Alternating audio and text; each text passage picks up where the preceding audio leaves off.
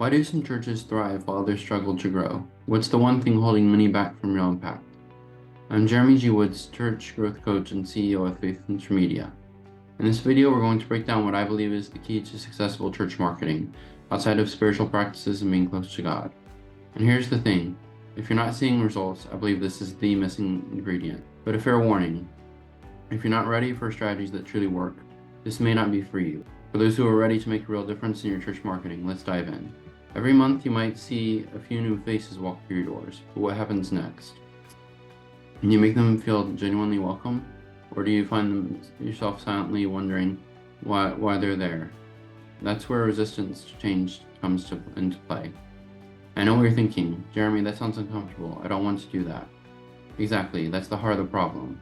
Resistance to change isn't just about how we treat guests while they're visiting. It's about being willing to change how we approach outreach and engagement. If your current methods aren't bringing the results you want, why keep repeating them? Remember, as Einstein once said, insanity is doing the same thing over and over and expecting different results. So what's really holding back your church from growth? Let's dive in and find out. Think about it. Resistance to change is subtle but powerful. It shows up when we hold on to traditions simply because that's the way we've always done it. However, an important side note is that if the idea goes against God's word, it's not an idea you should consider. It's in these moments when new ideas get dismissed because they feel uncomfortable or risky. But here's the truth. Without change, there's no growth. No, I'm not saying change for the sake of change. I'm talking about intentional shifts in how we engage with new members, reach out to the community, and show that our church is the place that welcomes everyone. The world is changing, and so are the ways that people connect and seek community. Ask yourself this. When was the last time your church tried a new approach to outreach or visitor follow-up? If the answer is it's been a while, then it may be time to rethink the strategy. But I get it, change can be daunting. It's easy to say our church has been fine this way for decades, or we don't need to fix what isn't broken. Yet the landscape of how people find and commit to a church is shifting. Sticking with the same approach means risking becoming invisible to those seeking a place to belong. So what does this mean for you? It means embracing a mindset that's open to growth, even if it's uncomfortable at first. It means taking small, deliberate steps toward creating a more inviting and responsive environment. Because at the end of the day, making even a slight change could be the difference between a guest walking out and never returning, or deciding to become part of your church family. Let's talk about what these small, deliberate changes could look like. Maybe it's as simple as updating your welcome process, training your greeters to go beyond a friendly handshake and truly engage with newcomers. Perhaps it's rethinking your follow-up strategy, sending a personalized message to thank visitors for joining, inviting them to upcoming events, or simply asking for feedback on their experience. Another impactful shift could be evaluating how your church communicates online. Is your website easy to navigate? Does it clearly share your mission, service times, and opportunities to get involved? Are your social media pages active and inviting, showcasing not just announcements but the heart of your community? These changes don't need to be overwhelming. In fact, the most effective transformations often start small. What's important is the willingness to take that first step, to acknowledge that holding on too tightly to the familiar could be keeping you from the potential your church is meant to reach. Think about this. How would it feel to see guests returning week after week because they felt genuinely welcomed and valued?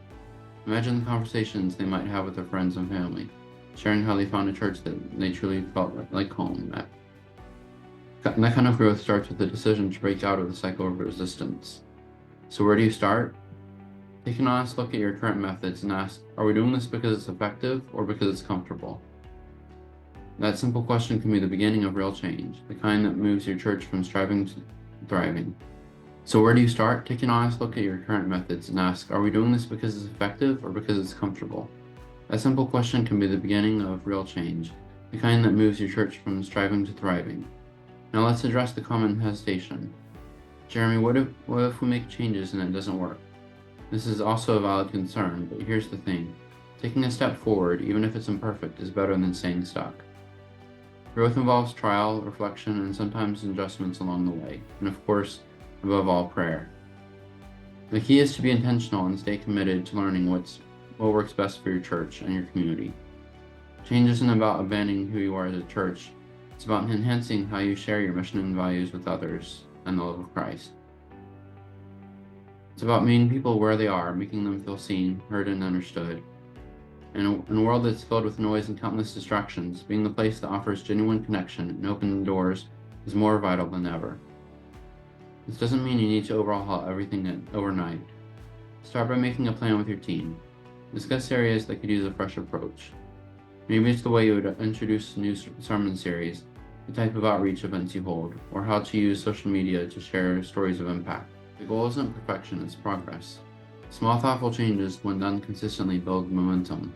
They signal to both your congregation and guests that your church is not just present, but active and changing, ready to grow alongside them. Keep in mind this does not mean abandoning Christian values. And as you begin to implement these changes, be open to feedback. Encourage your congregation to share their thoughts, and listen to what guests are saying. Growth thrives in an environment of openness and adaptability. Let's take this one step further. Think about how your church can create a culture that embraces change. It starts with leadership being open-minded for change and setting the tone for the rest of the congregation.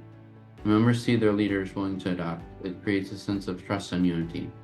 People are more likely to support new ideas when they understand that these changes are driven by a desire to better serve the community and fulfill the church's mission. Leadership can model this by communicating openly about why changes are happening and what they hope to achieve. Transparency helps alleviate concerns and encourages buy-in from everyone involved. It's about framing change not as a disruption, but as an opportunity to grow together and reach more people for Christ. So I challenge you to start today. Identify one area where your church can break through resistance and embrace a new way of engaging. Whether it's rethinking how you greet guests, refreshing your online presence, or being more proactive with follow-ups, know that every effort counts. As you move forward, keep this in mind. Change may feel uncomfortable at first, but it's the pathway to a church that's vibrant, growing, and making a meaningful impact in the community. Don't let the fear of change hold you back from the growth your church is meant to experience. Don't underestimate the power of prayer during these times. Ask for wisdom and guidance as you implement new ideas and navigate through challenges. Trust that each step forward, no matter how small, is a step toward fulfilling your mission and reaching more people for Christ. As we close, remember this. The secret ingredient to successful church marketing is the willingness to embrace change. It's recognizing that growth requires stepping out of what's comfortable and trying new approaches, even if they feel uncertain at first. So take that first step, have the conversations, make the plans, and begin to implement. Your church has the potential not to just bring in new members, but also create an environment where everyone feels connected, valued, and inspired to bring your community to Christ. If this message resonated with you, I encourage you to stay connected for more insights. Like, share, and subscribe to keep learning how your church's outreach and engagement can be taken to new levels. Let's make change happen together.